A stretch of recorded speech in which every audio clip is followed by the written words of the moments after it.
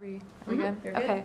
So can you start off by telling me your name, your age, and your organization? Okay, my name is Khari Ollivierre. I'm a fifth-year computer engineering major, and I'm the UF ambassador for Students for Trump. Cool. And I was going to ask you who you voted for, but you voted for Donald Trump, clearly. Why did you vote for him? I felt, and I guess a lot of other people felt, like this election was more than just between Hillary Clinton or Donald Trump. For me, it represented accepting the way that U.S. politics works and how kind of corruption and collusion and really just pay for play and a lot of like corrupt aspects are kind of allowed and permitted in our government, and we kind of turn a blind eye. Donald Trump represented a departure from that to me, and it allowed for me a chance to voice my opinion that I don't like the way that the government's run. I don't like the way that they only focus on themselves. Donald Trump really made it a point in his campaign to focus on the American people, and that's what resonated with me.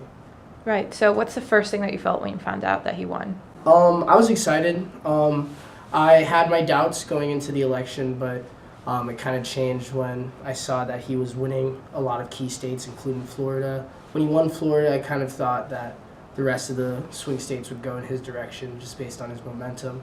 So I was very excited. I was watching it with my roommates. We were all Trump supporters, and we were all very happy. Right. And so I know that you've seen the protests and rallies that have been going on, not only on campus, but around the nation. What are your thoughts on that? It makes me really sad to see that a lot of people feel this way. I've spoken to a lot of my friends who were not only Hillary Clinton supporters, but not supporters of Donald Trump. And they've told me that the results of the election, how they felt about it, how sad and upset and really fearful it made them. And it makes me sad that they feel like that, because I don't see why they should be feeling like that. I've listened to what both candidates had to say, especially Donald Trump.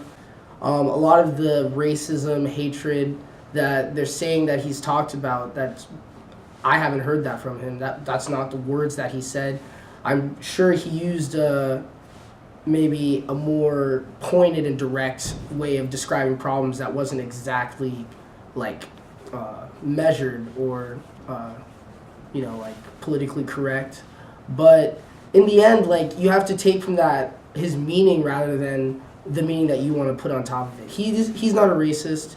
He's not he may be a sexist. I've heard some of the things that he said, and I honestly don't agree with a lot of them. But he's not a racist. He doesn't hate gay people. He really just wants Americans to be safe and happy in their homes. And the fear that a lot of people are taking and protesting against is not something that he intended to drum up, but it's something that maybe a lot of other, like CNN, MSNBC, even Fox News, the way that they reported on him, I feel like that's the result of their irresponsible journalism, just taking those words and saying, look at what he's doing over here. He's a racist. He's going to make America an unsafe place for you. That's really alarmism, and we're seeing the results of that now with these protests. Right. So tensions are still really high. So as a member of the university community, what do you think that we as a university can do to kind of allow this discourse to be in a nonviolent, friendlier way? Well, what we're doing here, I really appreciate the chance to come and say my feelings on the election, my political opinions. I feel like we need a lot more opportunities to do that. Even going through the election, leading up to Election Day, I, as a Trump supporter, didn't feel like I had a place where I could express my political opinions without being yelled down to or even like completely just disregarded or disrespected. Several times where I've made my political opinions known, people have told me in not so friendly terms that they don't care what I have to say, that I myself am a racist, a bigot, a sexist.